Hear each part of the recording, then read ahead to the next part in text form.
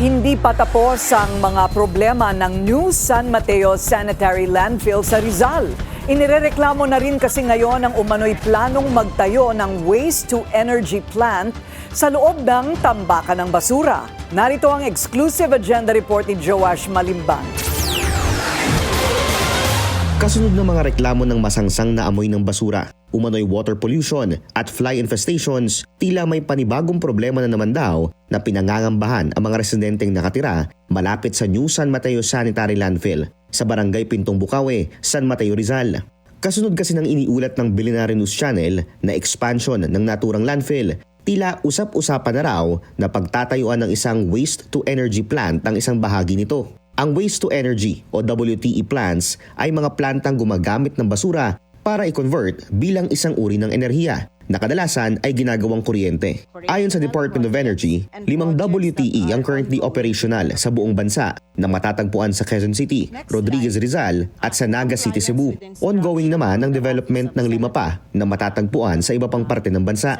Bagaman operational na ang 10 WTE plants, wala ni isa rito ang gumagamit ng combustion o pagsusunog ng basura ayon sa DOE.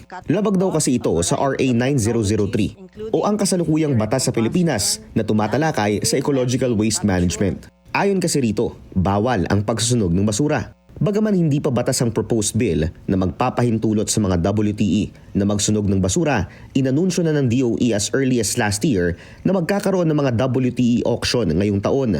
Parte umano ito ng strategiya ng pamahalaan para masolusyonan ang mga problema sa solid waste management, flood control mitigation at pagkakaroon ng additional clean energy.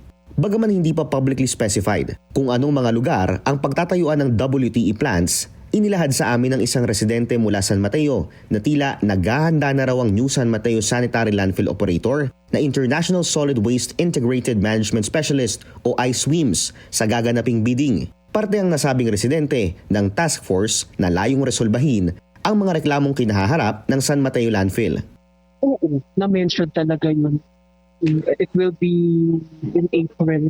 Sinubukan namin kunin ang kumpirmasyon sa DOE at sa mismong kumpanya pero hindi pa sila tumugon sa aming mga mensahe. Kaya personal na nagtungo ang aming team sa San Mateo Sanitary Landfill. Dito inilahad sa amin ng isang trabahador na kasalukuyan ng pinapatag ng ISWIMS ang isang bahagi ng kanilang landfill para umano sa itatayong planta.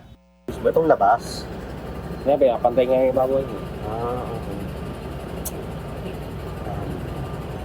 Nasaan yung parang incinerator? Yung mga basura, susunod, diretso sunog lang. Hindi na gagawin. Hindi na tatambak. Ay, 3 minuto lang tayo isang ganyan eh.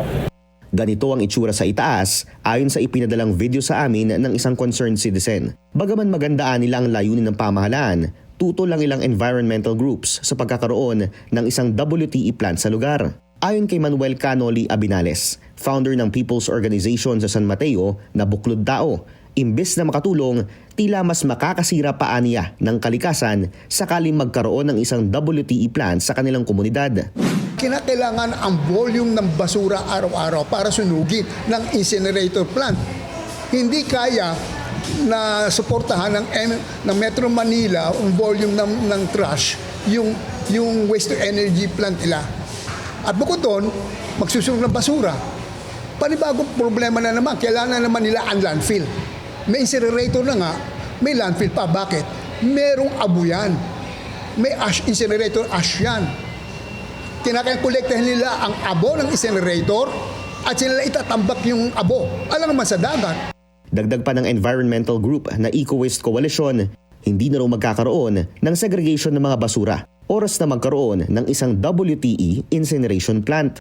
Sa WTE o waste to energy, yung segregation na sinasabi sa RA 9003 ay hindi na mangyayari. Dahil lahat ng uri ng basura ay susunugin mo na lang.